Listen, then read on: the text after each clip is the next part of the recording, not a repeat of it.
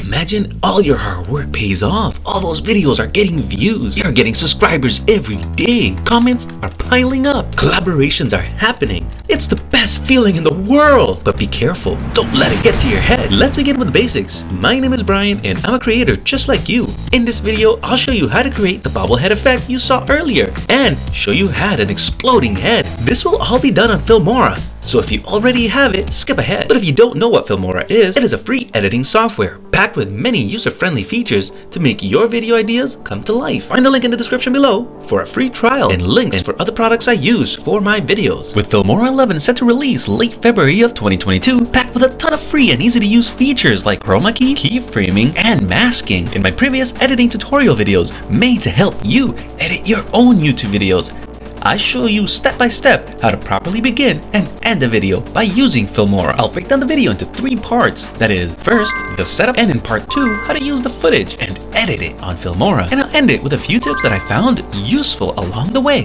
What you'll need before you begin is a picture of your background, unobstructed and well lit, especially when using a green screen background or even a green cloth, in order to make editing the chroma key effect more efficient and produce a crisp image. To edit your video, import it to Filmora, then left-click your video and bring it to the timeline. Delete any unwanted footage by clicking and dragging either side of the video, or by using the cut feature, which is shaped like scissors on the middle left of your editing dashboard. Once you have your desired footage to work with, move the trimmed video to the second video track in order to add your background picture onto the first video track. Then make it the same length as your clip. This picture should be at the same level that you recorded at, and ideally before you started or after you finish shooting your video, and using the exact same lighting. Right now I'm using the crop feature in order to work only with what is in front of my green screen, as the chroma key feature will only work on one color at a time. This will also be useful for changing the aspect ratio of your video, and you can still adjust its position and size on the screen too. Double click on the video in the timeline to access and select the chroma key feature. Click on the box and a few options do show up. I like to take the sample of the color I want to key out. Each time I use the feature, I end up adjusting the offset and tolerance. So that might be what you do too, and maybe edge to feather sometime. But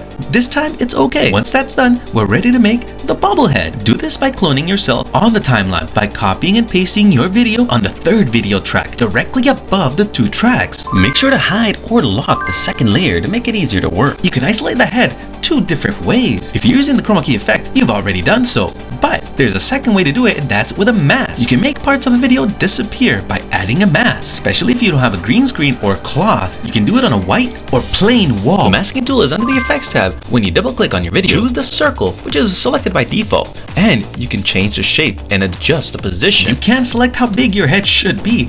I wanted to make my head get bigger over time, so I did use keyframes for that. You can find the keyframe option when you double click on a video in the timeline. Then simply click add to mark a point in your video where something should happen. In the keyframe options, you can as well change the position and scale of selected objects, and you can also move them around. I want to add an explosion, and there are a few ways to do so: by using the stock media tab, by uploading and using your own PNGs, or even ones you find online. For adding graphics or even letters, the process is now the same for you. If you have mastered these skills so far, you can add the explosion to the timeline. With the keyframes, we can make it appear as if the explosion is getting bigger over time as well. To make a tiny head, you use the same concepts we went through using keyframes to plot when and how the head will shrink and move it to size. If you press and hold Control and roll your mouse roller away from you, it can zoom in on the timeline. This will allow you to make precision cuts or jumps. To fine-tune the position and blending of the heads, use the blurring or feathering tools for the mask or chroma key. Now for 2022, I will be making 2 videos a month just like this one, showing you step by step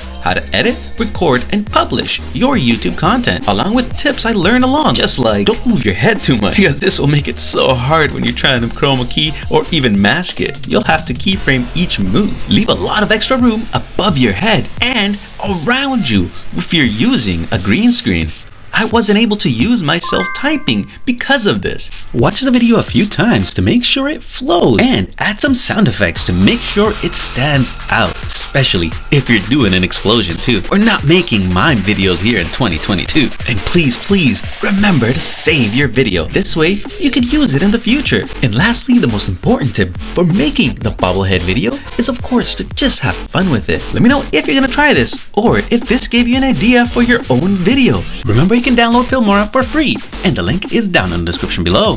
Thanks for watching, and let's let it rip.